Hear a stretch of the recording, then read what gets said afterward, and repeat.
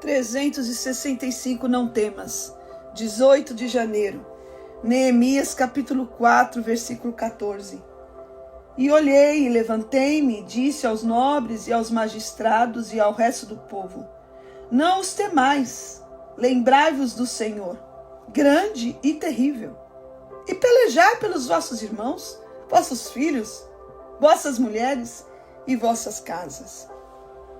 Essas foram as palavras encorajadoras de um líder incomum e piedoso, um homem de Deus, homem de oração, que só fez o que tinha que fazer porque confiou inteiramente na força e no poder do nosso Deus. Neemias disse: não tenham medo, lembre-se do Senhor, quão grande e terrível é. Esse livro nos encoraja, nos conta sobre uma obra extraordinária, uma reforma sobrenatural, concluída na força das potentes mãos de Deus. Jerusalém, a cidade santa, estava em ruínas, seus muros e portas destruídos. Desolada, em um estado miserável, não houve um sequer que se levantasse, inconformado com o caos. Não houve um sequer, diante da triste realidade, que se levantasse e fizesse algo a respeito. Mas quando a notícia chega aos ouvidos do nosso amado irmão Neemias, esse que estava lá na cidade de Suzã, sendo copeiro do rei Artaxerxes, mesmo longe da realidade, dentro de um ambiente de luxo, com regalias de um palácio, comendo da comida do rei, bebendo do vinho do rei, porque era sua responsabilidade proteger a vida do rei de ser envenenado. O rei confiava nele, mas quando a notícia chegou a ele, não havia mais alegria no vinho e nem nos banquetes do rei. Agora a tristeza o quebrantou. Chora muito, lamenta, cai o semblante, jejua e ora. Entra na presença do Senhor Deus com uma intercessão intensa.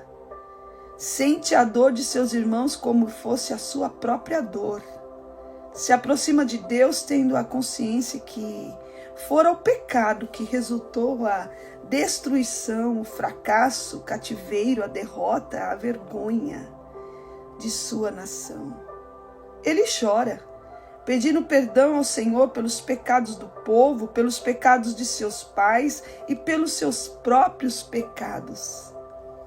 Identificou a quebra de aliança com Deus, confessou toda a infidelidade e orou fervorosamente como um intercessor. Creu na misericórdia de Deus, confiou na divina providência, conhecia um Deus que operava milagres em favor do seu povo, creu no resgate. O livro de Neemias contém pelo menos 10 orações. Isso nos mostra que do início ao fim, Neemias orava até orar de verdade. Isso nos mostra um homem dependente da ajuda divina. Lembra-te de mim, Senhor, para o bem. Essa foi uma de suas palavras. Talvez ele lembrou das palavras da oração do rei Ezequias quando precisou de uma intervenção divina diante de um decreto de morte. Quando chorando dizia: lembra-te de mim, Senhor, com fidelidade andei perante ti. E o Deus vivo ouviu o seu clamor e acrescentou 15 anos de vida ao teu servo. A oração de Neemias era como se dissesse hoje: Senhor, glorifica o teu nome nessa causa. Deus do impossível, essa tarefa só pode ser feita se o Senhor estiver no negócio. Depois de um período de 120 dias de jejum e oração, Neemias enxuga as lágrimas e agora é hora da ação. Despede da Babai a função de copeiro. Ninguém que tem um coração que passa 120 dias ardendo, se derretendo na chama da intercessão, poderá continuar fazendo o que fazia antes. Agora se torna um grande reformador, um grande encorajador, um líder, um estrategista. Tem uma voz que ajunta o povo, não foge do caos, não, o enfrenta. Diante da crise, usado por Deus de forma sobrenatural, une o povo para trabalhar. Vê o potencial de cada pessoa, dá instruções, motiva-os, seus nomes, todos eles estão registrados, para mostrar a nós que Deus não se esquece de ninguém. Em seus livros registra os nomes que se levantam em favor de uma reforma espiritual. Os muros, as portas, o templo, seu nome está lá, em cada pedra. O Senhor lembra de você, recompensará todo o seu esforço. A reconstrução do muro de Jerusalém só pôde acontecer em tempo recorde de 52 dias, porque a soberania de Deus se manifestou, se revelou na cooperação do povo. A oposição, os conflitos internos e externos, as ameaças, as armadilhas e traições, as críticas, deboches e escárnios, as dores nas mãos, nos pés, o sol quente, o calor, os escombros, os entulhos, nada disso pôde desanimá-lo, pôde pará-lo. Recuse-se responder desencorajado a qualquer oposição. Seja como Neemias, diga: estou em uma obra muito grande, não posso parar. Toda obra de excelência provoca inveja. O inferno se levanta para abater, para destruir o ungido de Deus. E a ridicularização, a opinião alheia para essa geração tem uma força destrutiva, negativa, que provoca feridas profundas.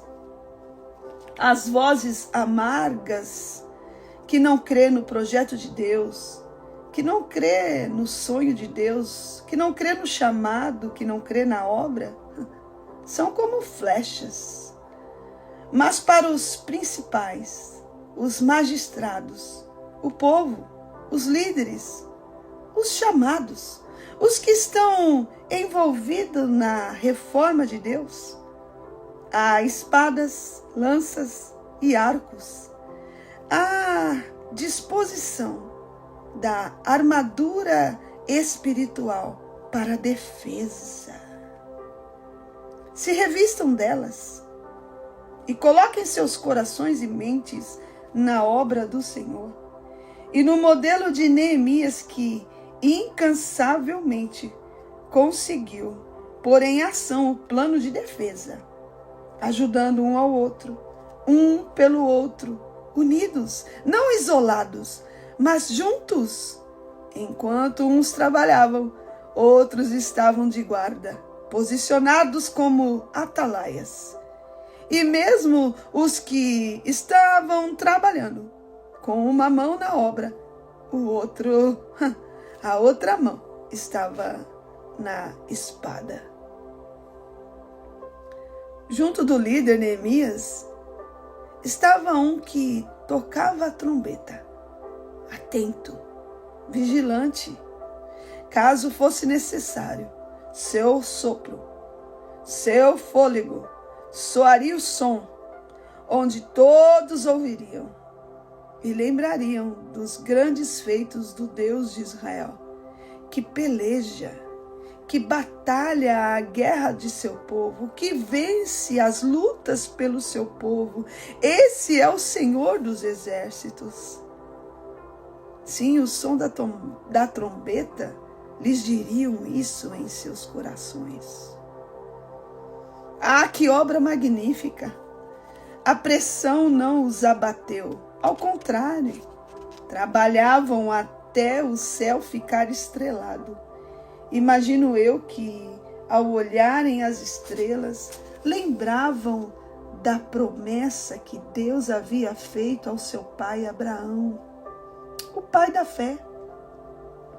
Foi a fé que provocou a ação de uma obra de apenas 2 meses.